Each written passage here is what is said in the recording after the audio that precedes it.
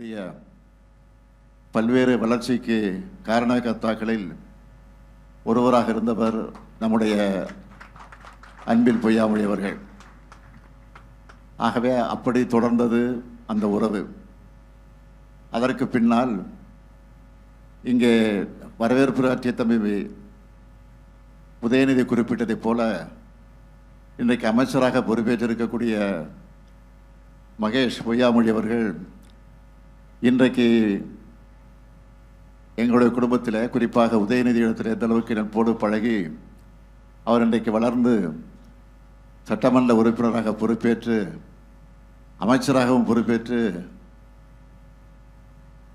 பள்ளிக்கல்வித்துறை அமைச்சராக பொறுப்பேற்று ஒரு பள்ளிக்கல்வித்துறை அமைச்சர் எப்படி பணியாற்ற வேண்டும் என்பதற்கு எடுத்துக்காட்டாக விளங்கி கொண்டிருக்கக்கூடியவர் தான் நம்முடைய அன்பில் மகேஷ் பொய்யாமொழி அவர்கள். சட்டமன்றத்தில் உரையாற்றினாலும் சரி, பல்வேறு நிகழ்ச்சிகளில் கலந்து கொண்டு உரையாற்றினாலும் சரி, எந்த புள்ளி பொருளையும் கையிலே வைத்துக் கொள்ளாமல் எதையும் படபடவென்று கம்ப்யூட்டரை போல பேசக்கூடிய ஆற்றலை பெற்றவர் நம்முடைய அன்பில் மகேஷ் பொய்யாமொழி அவர்கள். அவரை பார்த்து எல்லோரும் பாராட்டுகிற போது அவருடைய தந்தை என்னுடைய அருமை நண்பர் பொய்யாமொழி எந்த அளவுக்கு சந்தோஷப்படுவாரோ அதை விட அதிகமாக நான் சந்தோஷப்பட்டிருக்கிறேன், இப்பொழுது சந்தோஷப்பட்டுக் கொண்டிருக்கிறேன்.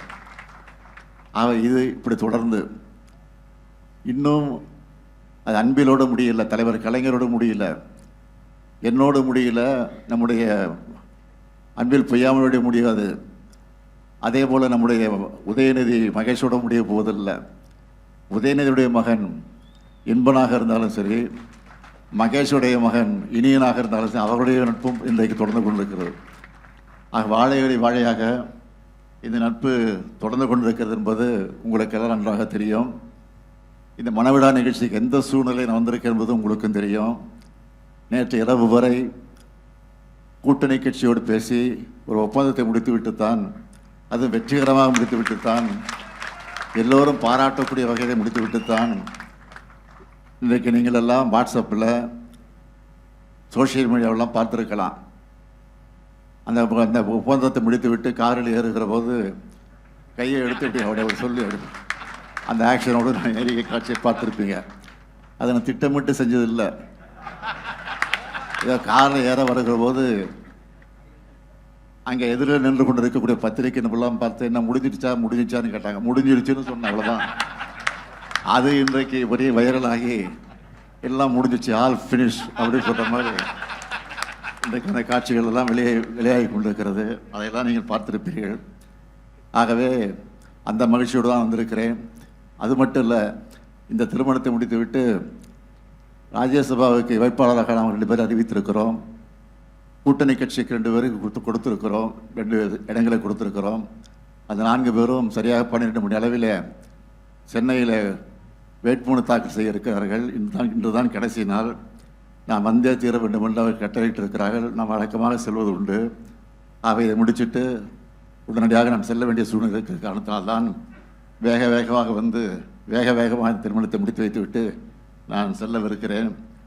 ஆகவே நான் இந்த நேரத்தை அன்போடு கேட்டுக்கொள்ள விரும்புவது, இந்த நீங்கள் கூட நம்முடைய தம்பி உதயநிதி பேசுகிறவர் சொன்னார், இது காதல் திருமணம் என்பது என்று நானும் கேள்விப்பட்டேன். அது மட்டும் இல்லை, இந்த திருமணத்தை நடத்துவதற்கு பெண்ணினுடைய தாயார் சுகி என்கிற எழிலரசி ஒத்துக்கொள்ளவே இல்லையா கடைசி வரைக்கும். அதுவும் நான் கேள்விப்பட்டேன். கடைசி வரைக்கும் ஒத்துக்கல. ரொம்ப பிடிவாதக்காராக இருக்கக்கூடியவர் சுகி அவர்கள் எனக்கு நன்றாக தெரியும். அவங்க வீட்டில் ரொம்ப பிடிவாதம் யாருன்னு கேட்டிங்கன்னா சுகியை தான் சொல்ல முடியும். ஏற்கனவே அவருடைய தம்பி சின்ன உதயா என்று சொல்லக்கூடிய உதயன், அவருக்கும் காதல் திருமணம் தான், அதுக்கும் ஒத்துக்கொள்ளலை. ஆனால் இதுக்கும் ஒத்துக்கொள்ளலை. கடைசியாக ஒத்துக்கொள்ளலைன்னு சொன்னாலும் நாங்களெல்லாம் சொன்னால் கேட்டுக்கொள்வார்கள். செந்தாமரை எப்படி பெண்ணாக இருக்கிறாரோ அதே போல் சுகி என்கிற இளவரசி எனக்கு ஒரு பெண்ணாக இருந்து கொண்டிருக்கக்கூடியவர். அது மட்டும் இல்லை, என்னுடைய மகள் செந்தாமரையும் சுகியும் இன்றைக்கு ரொம்ப நட்போடு பல்வேறு தொழில்களில் கூட பார்ட்னராக இருந்து கொண்டு பணியாற்றி கொண்டிருக்கிறார்கள். ஆக அந்த அளவுக்கு நட்போடு இந்த குடும்பம் இன்றைக்கு அந்த இல்லத்தில் நடைபெறக்கூடிய இந்த மணவிழா நிகழ்ச்சியில் பங்கேற்ற நேரத்தில் உள்ளபடியே நான் பெருமைப்படுகிறேன், மகிழ்ச்சி அடைகிறேன்.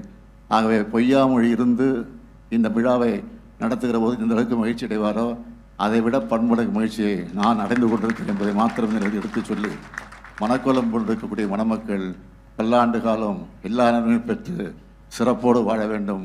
புரட்சி கவிஞர் பாரதிதாசன் எடுத்துச் சொல்லி இருக்கக்கூடிய வீட்டிற்கு விளக்காய் நாட்டிற்கு தொண்டராய் வாழுங்கள் வாழுங்கள் வாழுங்கள் என்று வாழ்த்தி விடைபெறுகிறேன். நன்றி, வணக்கம்.